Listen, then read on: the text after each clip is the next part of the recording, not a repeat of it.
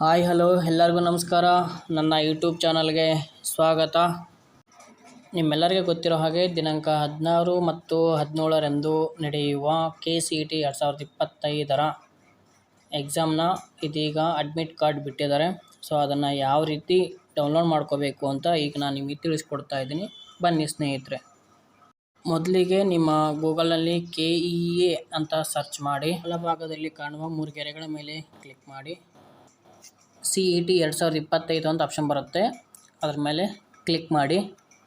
ನಂತರ 2025 ಪ್ರವೇಶ ticket link ಅಂತ ಆಪ್ಷನ್ ಬರುತ್ತೆ ಮೊದಲನೇದು. ಸೊ ಅದ್ರ ಮೇಲೆ ಕ್ಲಿಕ್ ಮಾಡಿ. ಇಲ್ಲಿ ಲಾಗಿನ್ ID ಅಂತ ಆಪ್ಷನ್ ಬಂದಿದೆ. ಸೊ ಅದು ನಿಮ್ಮ ಅಪ್ಲಿಕೇಶನ್ ನಂಬರ್ ಆಗಿರುತ್ತೆ. ಇನ್ನು ಪಾಸ್ವರ್ಡ್ ಅಂತ ಹೇಳಿದ್ರೆ ಅಪ್ಲಿಕೇಶನ್ ಹಾಕುವಾಗ ನೀವೇನು ಕ್ರಿಯೇಟ್ ಮಾಡಿರ್ತೀರಲ್ಲ ಅದು ಪಾಸ್ವರ್ಡ್ ಆಗಿರುತ್ತೆ.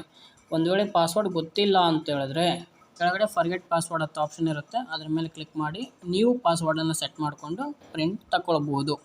ಧನ್ಯವಾದಗಳು.